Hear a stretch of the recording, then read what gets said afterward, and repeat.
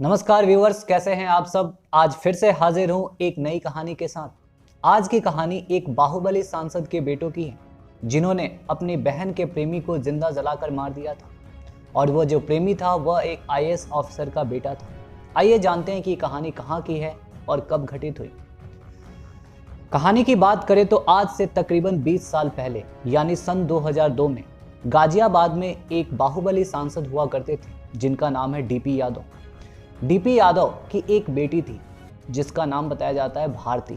वह गाजियाबाद के ही एक कॉलेज में एमबीए की पढ़ाई कर रही थी। उसी दौरान उसकी मुलाकात एक नीतीश नामक लड़के से होती है। वही बता दें कि नीतीश यह वही लड़का है जो एक आईएएस ऑफिसर का बेटा था।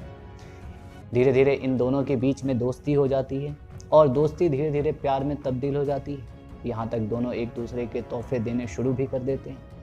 जब महंगे महंगे तोहफे दोनों के घर आने शुरू हो जाते हैं तो जाहिर सी बात है कि इसमें परिवार वाले भी उनसे पूछताछ करना शुरू कर देते हैं। सबसे पहले नीतीश की मां ने पूछा कि आखिरकार ये तोहफे तुम्हें कौन दे रहा है। फिर नीतीश ने सारी सच्चाई बताई।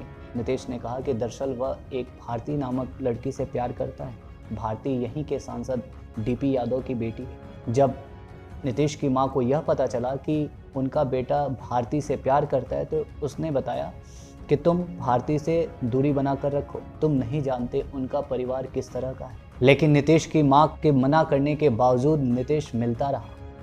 और बात है तकरीबन 16 फरवरी 2002 की। डीपी यादव के घर में एक शादी का समारोह चल रहा था।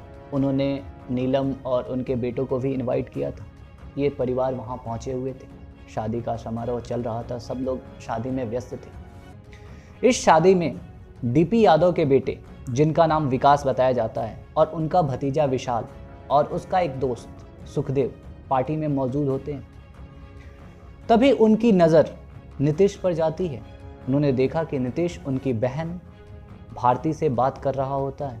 यह देखकर उन्हें अटपटा लगता है। बाद में जब वो तफ्तीश करते हैं तो उन्हें पता चलता है कि यह वही लड़का है जो उनकी बहन से प्यार करता है।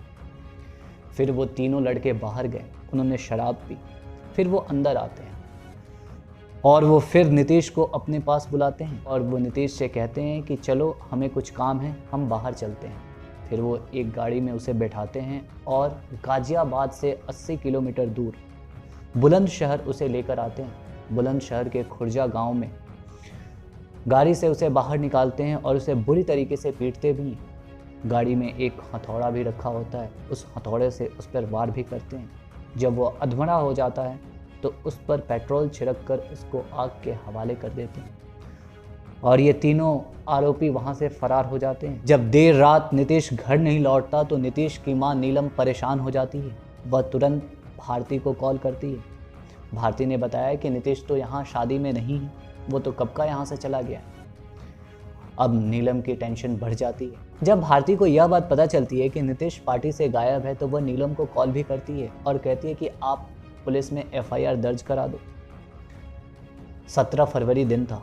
उस दिन नीलम पुलिस स्टेशन पहुंचती हैं और वहाँ बाकायदा एफआईआर दर्ज कराती हैं डीपी यादव और उनके बेटों के खिलाफ। पुलिस मामले की तुरंत तफ्तीश करनी शुरू भी कर देती है।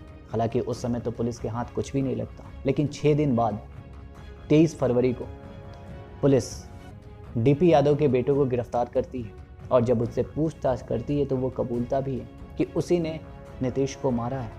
फिलहाल उसे जब कोर्ट में पेश किया जाता है तो वो कोर्ट में अपना बयान से मुकर जाता है। हालांकि एक रिकॉर्डिंग भी होती है पुलिस के पास, लेकिन उसे रफा दफा कर दिया जाता है। बता दें कि उस समय जो डीपी यादव का वर्चस्व था गाजियाबाद में वो बहुत ही प्रचंड था। फिर नीलम को जब यह बात लगती है कि गाजियाबाद कोर्ट से उसे न्याय नहीं मिलेगा तो वह कोर्ट को किसी अन्य न्यायालय में ट्रांसफ़र करने की मांग करती है। तब इस केस को दिल्ली के पटियाला हाउस कोर्ट में ट्रांसफ़र कर दिया जाता है।